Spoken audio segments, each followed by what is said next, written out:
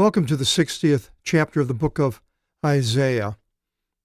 It begins, Be enlightened, O Jerusalem, for your light is come, and the glory of the Lord has risen upon you.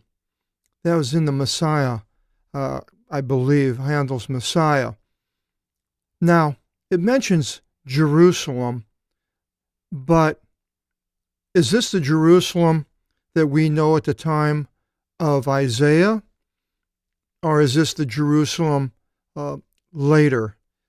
The answer to that will be later on in this chapter. We'll find out a little bit more as we go along what it's talking about. I think it'll be very enlightening to a lot of people. Before we go into the rest of this chapter, let's go into the book of Revelation, and I think that will give us an idea of a Jerusalem that's the New Testament is mentioned by the prophet John. It begins, "And I saw a new heaven and a new earth, for the first heaven and the first earth passed away, and the sea is not any longer.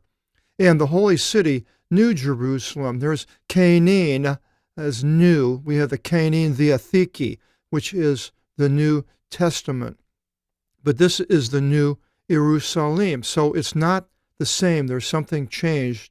What is different about it? He says, "I saw coming down from God, from out of the heaven, being prepared as a bride, being adorned to her husband." So the New Jerusalem is coming down from out of heaven. We find out later that it is a cube. "And I heard a great voice from out of the heavens saying, Behold, the tent of God is with men, and he shall pitch a tent with them, and they will be his people, and God himself will be with them." So God is going to be with them, and they will be a people in this cube that comes down out of heaven. "And he, God, shall wipe away every tear from their eyes, and death will not be any more." So it's not the same as here on earth where everybody dies. "Nor mourning, nor crying, nor misery. It shall not be any more, for the first things departed." So the Jerusalem on the earth is gone. And so this new Jerusalem has come down. And then it continues, and right here, this word, "And he carried me away in spirit upon a great and high mountain, and showed to me the great city, holy Jerusalem, again coming down from out of the heaven from God, having the glory of God. Her luminescence was likened to precious stone," a luminescence, faustere, so it was bright, like to precious stone, and to a jasper stone, sparkling, "having a great wall and high, and having 12 gatehouses, and upon the gatehouses were 12 angels, and the names being inscribed, which is of the 12 tribes of the sons of Israel. From the east, 3 gatehouses, and from the north, 3 gatehouses, and from the south, 3 gatehouses, and from the west, 3 gatehouses. And the wall of the city had 12 foundations, and upon them 12 names of the 12 apostles of the Lamb."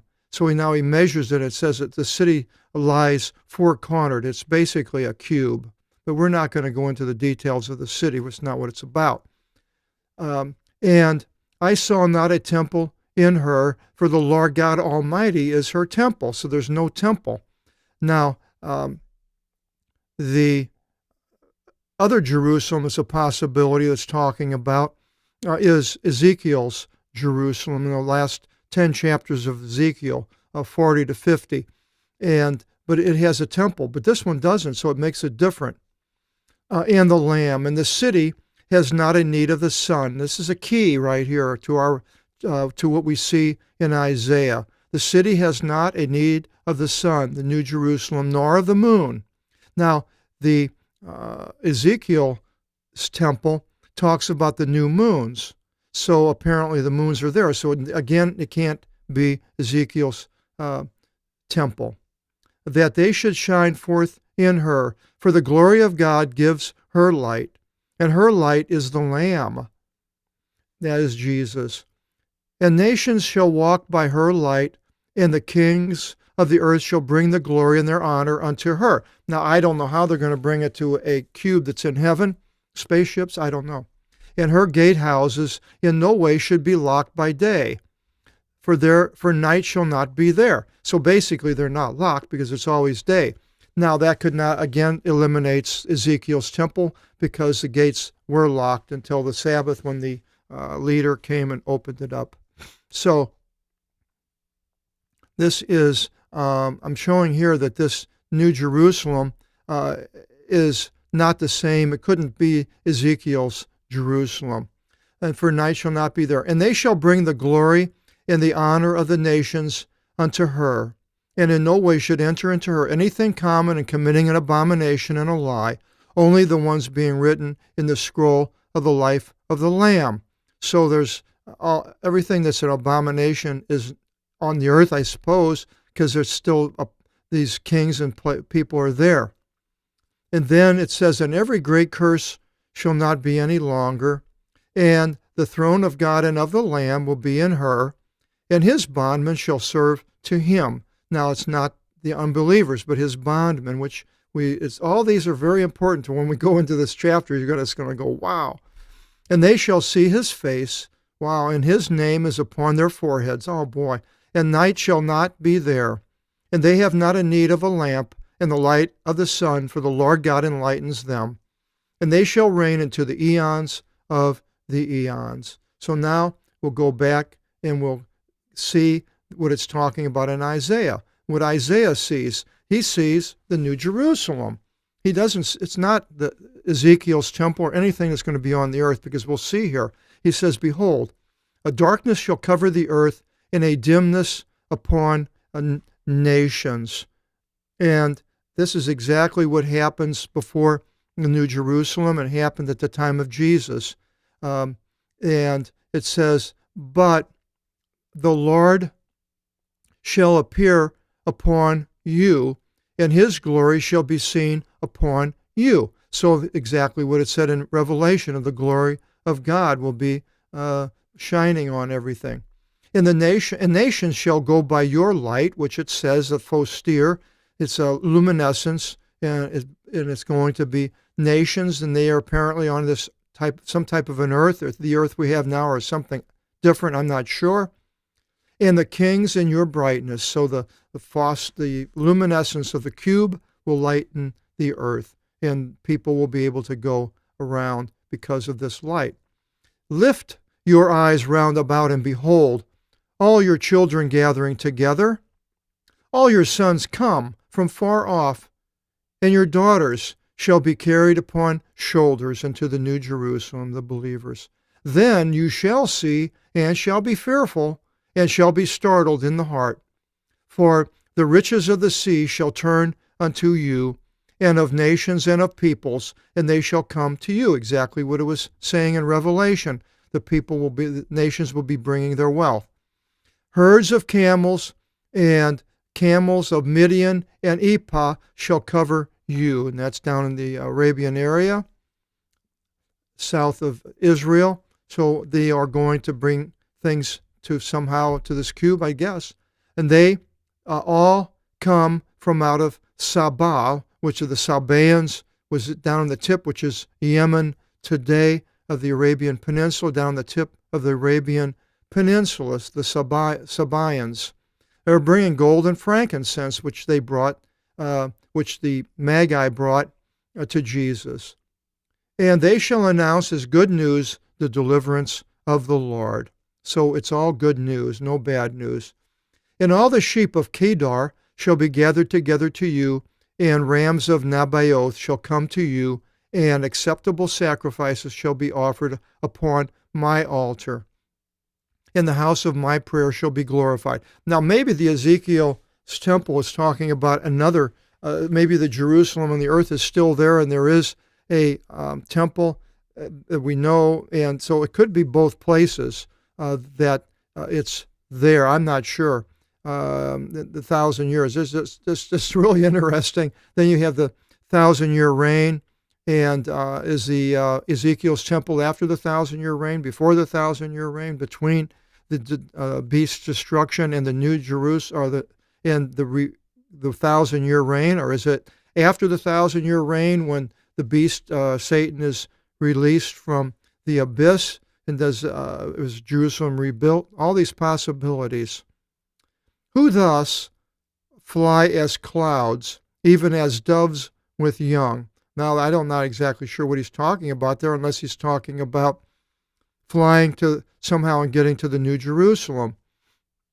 Islands, which we know from other places are the nations, awaited for me, and boats of Tarshish are among the first to lead your children from far off, and their silver and gold is with them, on account of the holy name of the Lord, and account of the Holy One of Israel to be glorious. Now, he makes a difference here. It's interesting, the Holy One of Israel. And that would be, as I see it, would be Jesus that he could be referring to here, the Holy One of Israel. Now, verse 10 continues, and foreigners shall build your walls, and their kings shall stand beside you. For on account of my anger I struck you, and on account of mercy I loved you. So whoever he's referring back to the Jerusalem that was he struck, and then he is now rebuilding it.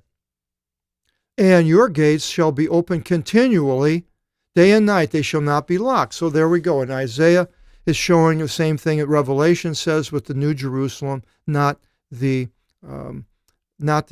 Jerusalem of Ezekiel, because they were locked, to bring into you the force of nations and their kings leading. Somehow they will be able to go. For the nations and the kings which will not serve to you shall perish, and the nations shall be made desolate unto desolation. So there, to me, it's in Revelation 21:27, it talks about the nations that are in rebellion, basically still are not serving. So apparently that's a possibility. You wouldn't bring it up if it wasn't. So, which leads me to believe that there's something going on the earth, and possibly the Jerusalem that is there is different than the New Jerusalem. And the glory of Lebanon shall come to you, which is a country north of Israel today, with Kipariso, cypress, and you can add that to the derivatives book, and pine and cedar together, to glorify my holy place, and the place of their feet I will glorify. So again, they might be talking about what the Ezekiel's temple at the same time that the New Jerusalem appears. And they shall go to you being in awe. Who? Sons of the ones humbling you. So apparently those people are still going to be around, the ones humbling. And all the ones who provoked you shall do obeisance at the soles of your feet. And you shall be called City of the Lord, Zion of Holy Israel. It doesn't say Jerusalem. Isn't that interesting? A city of the Lord, Zion of Holy Israel. So possibly another place on earth that is, it doesn't mention the name Jerusalem either in the Ezekiel's temple in the last 10 chapters. The name Jerusalem is not mentioned for that city. So it could be the same. Interesting. Because you became abandoned and detested, and there was not one helping, even I will make you an everlasting leap for joy, a gladness to generations of generations. That sounds like the Ezekiel's Jerusalem. And you shall nurse milk of nations, and you shall eat wealth of kings. And you shall know that I am the Lord, the one delivering you and rescuing you, the God of Jacob. And instead of brass, I shall bring to you gold, and instead of iron, I shall bring to you silver, and instead of wood, I shall bring to you brass, and instead of stones, iron. And I shall appoint your rulers for peace, and your overseers for righteousness. And injustice shall not be heard any longer in your land, nor destruction nor misery within your borders, and all these borders and everything in the Ezekiel's city. And I think it does mention Israel, but it doesn't mention Jerusalem. So there is going to be that entity, and this is what he might be talking about here. Two different places. And your walls shall be called deliverance, and your gates carving. But now he says, and the sun will not be to you any longer for the light of day. Again, so now the new Jerusalem is up in heaven, and it's shining down on the earth, onto this Jerusalem of Ezekiel's temple and city. And the two are existing, I believe, coinciding. Nor the rising moon shall give light to you at night.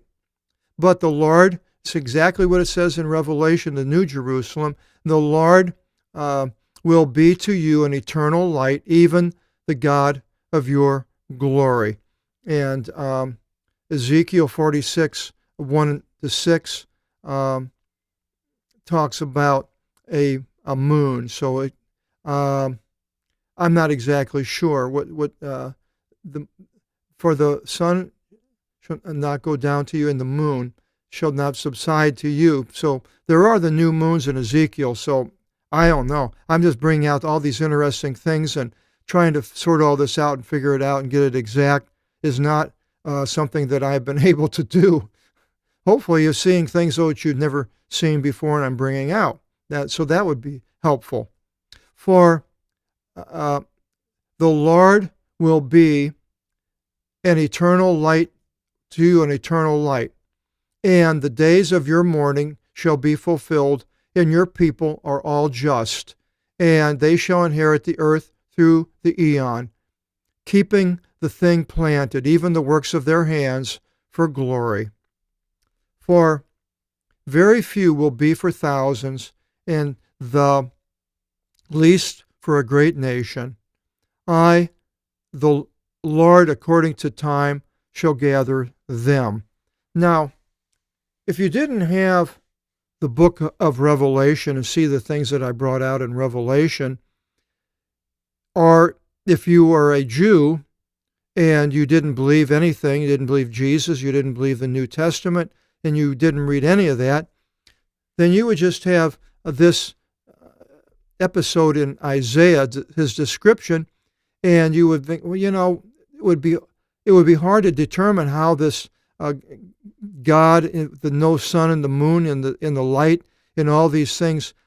I'm not exactly how the Jews have decided how all this works out, but having Jesus and having the book of Revelation certainly opens up an understanding to the things of Isaiah, and it makes me have an awe of Isaiah, of the things that God showed to him 600-700 years before Christ arrived, and goes out into the end times. Chapter 61, the Anointed One. Well, who is that? Well, we'll find out more about him in chapter 61 in our next video, and I hope you'll join us, and God bless.